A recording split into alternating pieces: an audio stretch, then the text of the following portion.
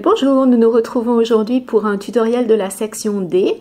Je vous rappelle que vous avez 4 sections pour la compréhension orale. Section A, B, C, D. La section D est la dernière. Donc comme elle arrive à la fin, on se sent un petit peu fatigué en général. C'est une section aussi qui est très rapide puisque vous avez 10 questions que vous allez simplement écouter une fois.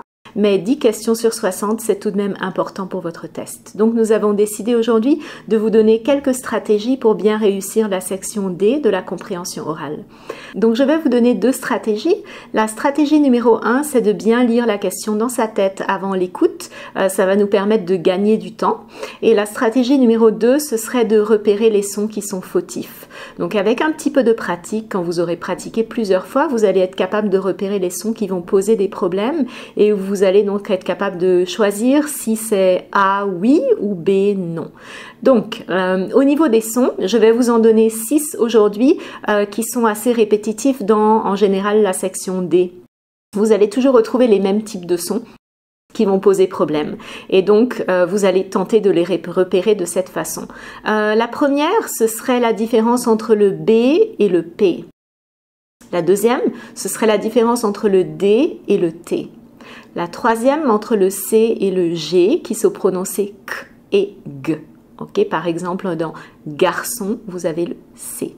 Garçon. Ou bien dans car, vous avez le K de car.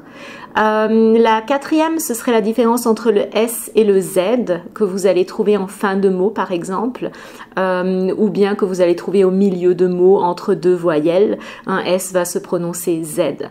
La cinquième, ce serait la différence entre les un, en, on. Un, en, on, c'est très proche, ce sont des nasales. Quelques personnes vont avoir des problèmes pour déterminer laquelle des trois. Et puis finalement le sixième, ce serait la différence entre le OU, le U et le O. OU, U, O. Ok, donc on va maintenant faire un petit tutoriel. Je vais vous faire écouter plusieurs phrases dans lesquelles nous allons trouver ces types de sons. On y va. Section D. Question. Vous allez entendre 10 phrases enregistrées.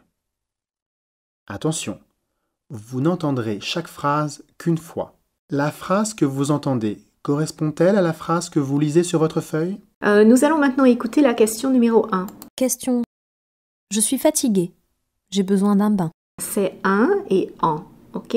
Je suis fatiguée, j'ai besoin d'un bain, mais vous lisez sur votre papier, je suis fatiguée, j'ai besoin d'un banc. Question. Je suis fatiguée. J'ai besoin d'un bain. Question numéro 2. Question. J'ai déposé une plainte au commissariat. Ici, vous avez la différence entre le un et le en. Question. J'ai déposé une plainte au commissariat. La troisième. Question. L'étang est pollué. Encore une fois, étang, éteint. Question. L'étang est pollué. Question numéro 4. Question.